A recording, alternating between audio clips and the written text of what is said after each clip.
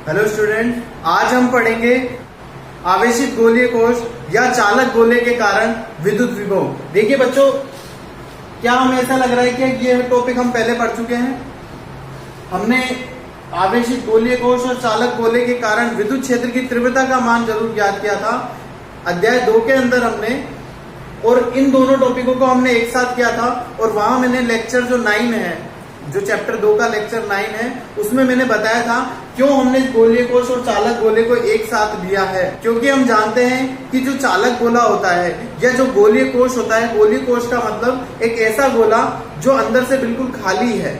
जैसे फुटबॉल होती है, अंदर पूरी हवा भरी हुई है, बाहर बाहर केवल लेयर है, ऐसे गोले को हम गोलीय कोश कहते हैं। तो अगर गोलीय कोश है या चालक गोला है, जब इसको हम आवेश देते हैं, चार्ज देते हैं, तो आवेशों का जो वितरण है वो इनके पृष्ठ पर ही होता है। दोनों स्थितियों में आवेशों का वितरण इनके पृष्ठ पर ही होता है, जिसके कारण जब हम इस गोले के बाहर या इस गोले के पृष्ठ पर या इस गोले के अंदर विद्युत क्षेत्र की तीव्रता का जो हमने मान निकाला था पहले, वो तीनों एक जैसे आते हैं। इसलिए हमने इन दोनों टॉपिकों को ही एक जैसा करा था। अगर एग्जाम में हमसे गोलीय कोश पूछा जाए तो भी यही डेरिवेशन होगा, अगर हमसे चालक गोला पूछा जाएगा तो भी यही डेरिवेशन होगा। दोनों के रिजल्ट भी सेम आएंगे, दोनों का प्रोसेस भी पूरा सेम रहेगा, सब कुछ एक जैसा आएगा। इसलिए हमने इन दोनों टॉपिकों को विद्युत क्षेत्र की तीव्रता में भी एक जैसा किया था चैप्टर 2 में। और जब हम इन्हीं गोलों के कारण हम विद्युत विभव जब ज्ञात करेंगे तो भी हम इन दोनों टॉपिकों को एक साथ ही लेकर के चलेंगे।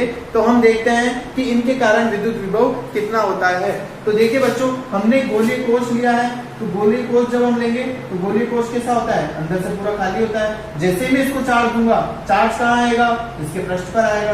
तो इस तरह से गोले पर एक समान रूप से आवेशों का वितरण हो जाएगा। माना कि इस गोले को हमने Q आवेश से वितरण किया है, जिस गोले की जो त्रिज्या है वो कैपिटल R है, इस गोले का जो मूल बिंदु है वो O है। अगर ये गोलीय कोश नहीं होता, अगर अंदर से खाली नहीं होता, पर अगर ये गोला अगर चालक पदार्थ का बना होता, तो जो चालक गोला होता है उस चालक गोले को भी अगर मैं आवेश देता तो भी इसके पृष्ठ पर ही वितरित होता। और डिटेल से देखने के लिए इसको चैप्टर 2 का लेक्चर 9 हम देख लें, तो वहां हमने सेम यही प्रोसेस पूरी डिटेल से भी बताया है कि क्यों इसके पृष्ठ पर वितरित होता है। तो इसके पृष्ठ पर यह आवेश वितरित होगा, तो दोनों की स्थितियां एक जैसी। अब हम इसी आवेश वितरण के कारण विभिन्न स्थितियों में इससे बाहर, इसके पृष्ठ पर और इसके अंदर विद्युत विभव का मान ज्ञात करेंगे। अब की बार हम विद्युत क्षेत्र की तीव्रता नहीं बल्कि विद्युत विभव का मान ज्ञात करेंगे। तो सबसे पहली स्थिति हम ले रहे हैं इस गोले के बाहर, अर्थात जब स्मॉल r का मान कैपिटल R से कैसा होगा? बड़ा होगा। तो गोले के बाहर मैंने लिख दिया है। अगर ये गोलीय कोश होगा तो गोलीय कोश के बाहर हो जाएगा, अगर ये चालक गोला होगा टॉपिक में तो चालक गोले के बाहर हो जाएगा। बाकी पूरा का पूरा सेम प्रोसेस आएगा। तो पहली स्थिति हम ले रहे हैं इस चालक गोले के बाहर, यहाँ कोई बिंदु P है, इसकी जो दूरी है वो दूरी है स्मॉल r। इस दूरी पर हमको क्या निकालना है? विभव का मान ज्ञात करना है। तो इस बिंदु पर विभव का मान हम कैसे निकालेंगे? तो हम लिखेंगे, क्योंकि हम जानते हैं कि जो गोले के बाहर विद्युत क्षेत्र की तीव्रता होती है, तो गोले के बाहर विद्युत क्षेत्र की तीव्रता का फॉर्मूला हम पहले ही निकाल चुके हैं। E वेक्टर बराबर होता है 1/4πε0 KQ/r², और यहाँ आ जाएगा r², क्योंकि हमने सदिश में लिया है तो r² भी आ जाएगा। इस तरह से विद्युत क्षेत्र की तीव्रता होती है, ये हम पहले ही याद कर चुके हैं। तो विभव की परिभाषा से हम जानते हैं कि विभव v बराबर जो होता है उसे हम माइनस इंटीग्रेशन इंफिनिटी से लेकर r तक E vector dot dr vector, यह रिलेशन हम पहले ही निकाल चुके हैं इससे पिछले टॉपिकों में कि विभव का जो मान है विद्युत क्षेत्र की तीव्रता पर कैसे निर्भर करता है। तो ये फॉर्मूला हम निकाल चुके हैं। अतः समीकरण 1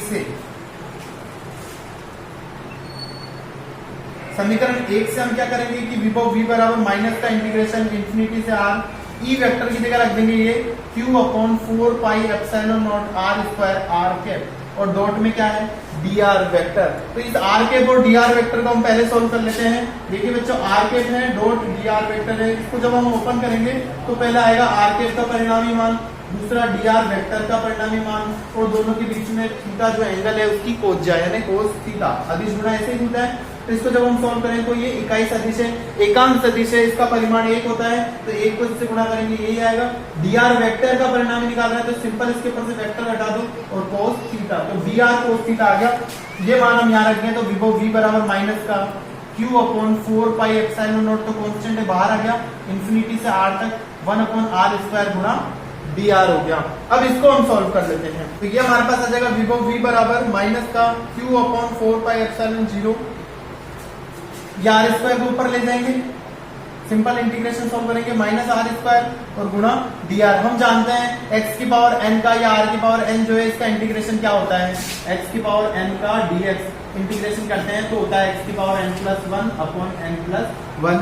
वही चीज हम यहाँ सॉल्व करेंगे, तो माइनस का q upon 4 pi epsilon not, ये हो जाएगा r की power minus 2 plus 1 upon minus 2 plus 1 और लिमिट लग जाएगी इंफिनिटी से r तक। तो ये हमारे पास सॉल्व हो क्या आ रहा है, देखिए 1 माइनस 2 माइनस 1 आएगा, तो माइनस 1 से इसको गुणा करेंगे तो ये प्लस का हो जाएगा, तो ये आ गया q upon 4 pi epsilon not, और ये होगा r की पावर माइनस 1, इसको 1 अपॉन r लिख सकते हैं, लिमिट लगा दे इंफिनिटी से r तक, तो q upon 4 pi epsilon not, यहाँ पहले r की जगह यह रखेंगे तो 1 अपॉन r, लिमिट हम कैसे अप्लाई करते हैं, पहले ऊपर वाली लिमिट को रखो, तो r की जगह ये रख दिया तो r ही है यहाँ, तो 1 अपॉन r माइनस, फिर नीचे वाली लिमिट को रख दो माइनस लगा के, तो minus 1 upon infinity, 1 upon infinity हम जानते हैं 1 अपॉन इन्फिनिटी इज इक्वल होता है 0, तो ये हमारे पास 0 हो गया, तो ये हमारे पास जो आंसर आ रहा है विभव का वो आ गया, ये 1 अपॉन r ही बचेगा यहाँ, तो ये आ जाएगा यहाँ, तो q upon 4 pi epsilon not और r, इस तरह से ये विभव का मान आ गया।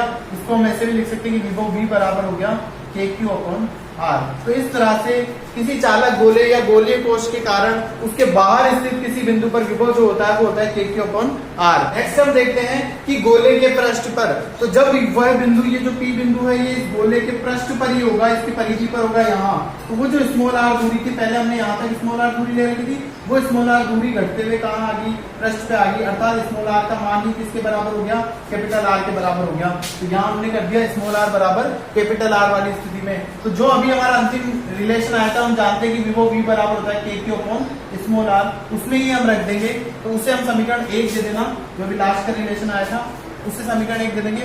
अतः समीकरण 1 में स्मॉल r बराबर कैपिटल R रखने पर हमारे पास आ जाएगा विभव v बराबर kq अपॉन कैपिटल R। इस तरह से हमने ये समीकरण 2 जो है गोले के पृष्ठ पर विभव का मान ज्ञात किया। अब हम तीसरा टॉपिक देखेंगे, वो है गोले के अंदर, अर्थात जब स्मॉल r का मान कैपिटल R से कम होगा। अगर इस गोले के अंदर ही, जैसे यहाँ पर कोई बिंदु P है और हम अगर इस बिंदु P जिसकी दूरी स्मॉल r है, हम देख पा रहे हैं स्मॉल r का मान बड़े r से छोटा है, तो इस बिंदु पर अगर हमें विभव ज्ञात करना है तो कैसे ज्ञात करेंगे।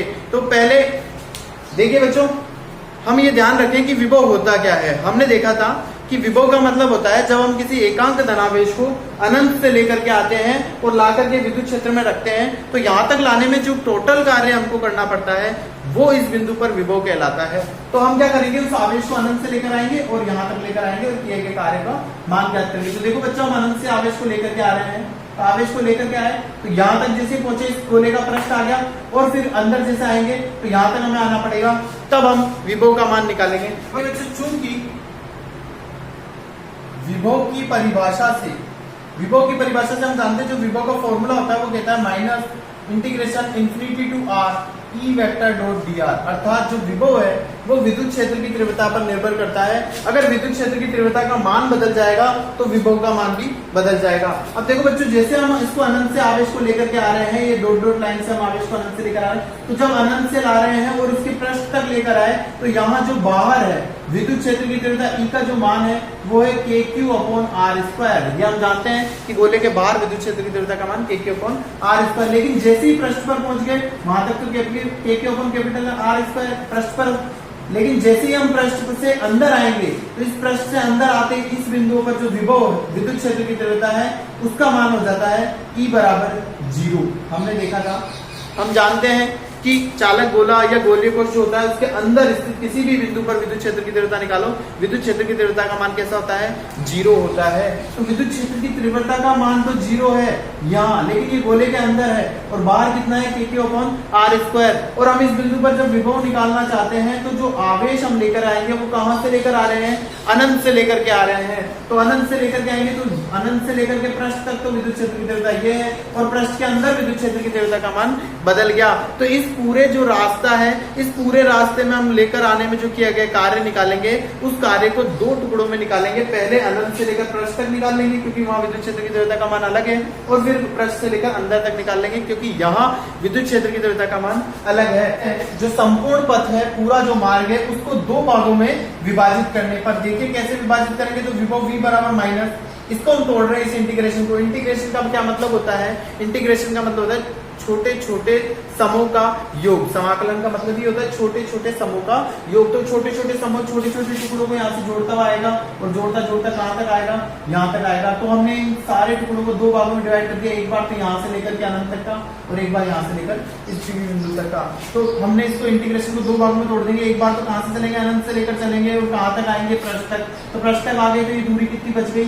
यहाँ से यहाँ तक पृष्ठ की कैपिटल आर है, तो अनंत से लेकर कैपिटल आर तक आ गए। किसको लेकर आए? ई vector dot D R vector plus, फिर हम कैपिटल आर से अर्थात इसके पृष्ठ से चले और कहां तक आए? यहाँ तक। यहाँ की दूरी कितनी है?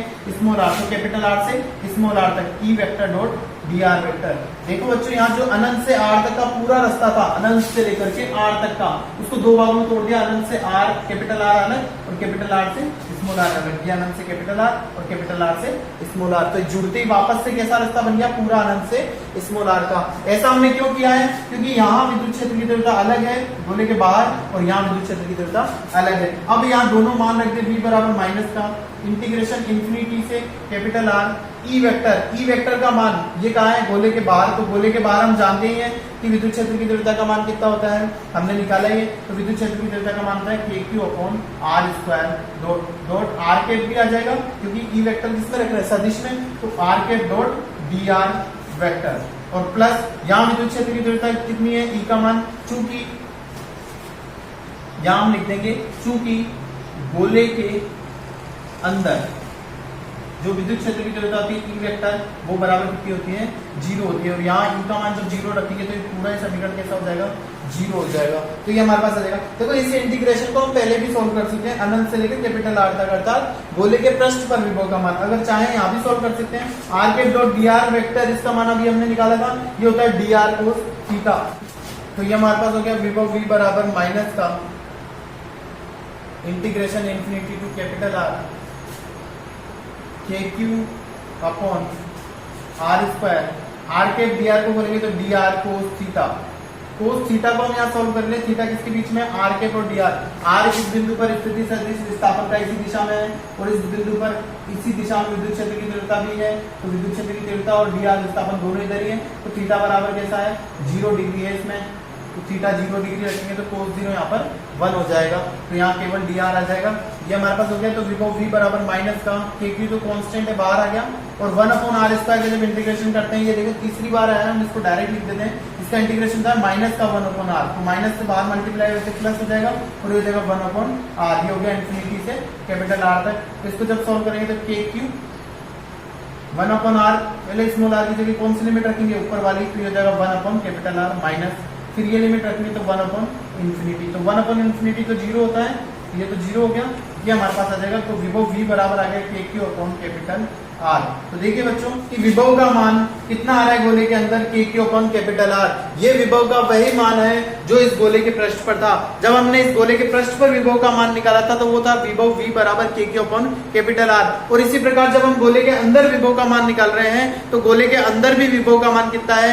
KQ upon capital R. इसका मतलब गोले के अंदर किसी भी बिंदु पर विभव का मान वही होता है जो उसके पृष्ठ पर होता है। इसे हम समझ भी सकते हैं क्योंकि पृष्ठ पर विभव कैसे निकाला था? अनंत से लेकर आए और पृष्ठ तक लाने में किया गया कार्य। और अंदर कैसे निकाला था? कि अनंत से लेकर आए और अंदर तक लाने में किया गया कार्य। तो यहाँ से जब भी पृष्ठ के अंदर तक हम लाते हैं तो अंदर तो विद्युत क्षेत्र 0 है, कोई कार्य करना ही नहीं पड़ता। कार्य तो हमको केवल और केवल कहाँ करना पड़ता है? जब हम पृष्ठ तक लेकर आते हैं। तो चाहे पृष्ठ तक लाओ चाहे अंदर तक लाओ, कार्य तो उतना ही करना पड़ेगा, इसलिए विभव का मान एक जैसा ही रहेगा। तो गोले के पृष्ठ पर निकालो या गोले के अंदर निकालो, विभव का मान कैसा आता है? एक जैसा आता है। अब देखिए बच्चों, इसी के साथ मैं एक ग्राफ बता देता हूँ। जैसे हमने विद्युत क्षेत्र की तीव्रता और दूरी में ग्राफ बताया था, ऐसे हम विभव और दूरी के बीच में ग्राफ लिखते हैं। तो देखिए बच्चों, ये इस गोले का केंद्र है, यहाँ स्मॉल आर बराबर 0 है। जैसे हम यहाँ पहुंच गए अर्थात सतह पर आ गए, स्मॉल आर बराबर कैपिटल आर है।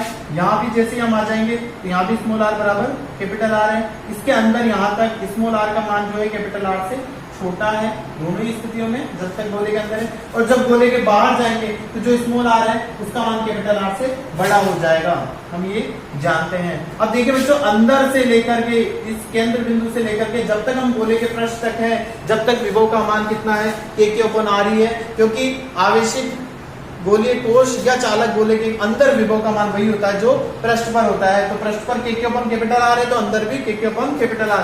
तो ये स्मॉल r बराबर कैपिटल R जो पृष्ठ है, यहाँ विभव का मान मान लो k/R है, तो अंदर भी k/R ही रहेगा यहाँ से लेकर केंद्र तक, या केंद्र से इधर तक भी पृष्ठ तक जाओगे तो भी विभव का मान एक जैसा।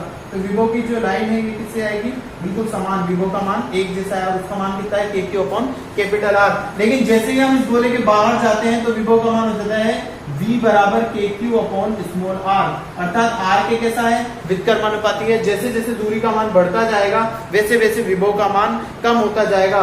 दूरी जैसे जैसे बहुत ज्यादा होती जाएगी वैसे वैसे विभव का मान कम होता ही जाएगा, और दूरी यदि अनंत हो जाए तो विभव का मान बिल्कुल 0 हो जाएगा। इसलिए हम कहते भी हैं कि अनंत पर विभव का मान कैसा होता है, 0 होता है। तो जैसे जैसे दूरी बढ़ रही है r का मान बढ़ रहा है, विभव का मान घट रहा है, क्योंकि विभव r के कैसा है, व्युत्क्रमानुपाती है। या इधर भी हम पृष्ठ से जब बाहर जाएंगे तो विभव का मान घटेगा, क्योंकि विभव जो है r के कैसा है, व्युत्क्रमानुपाती है। तो इस ग्राफ को भी हम ध्यान में रखेंगे, ये विभव और दूरी के बीच में संबंध को दिखाता है।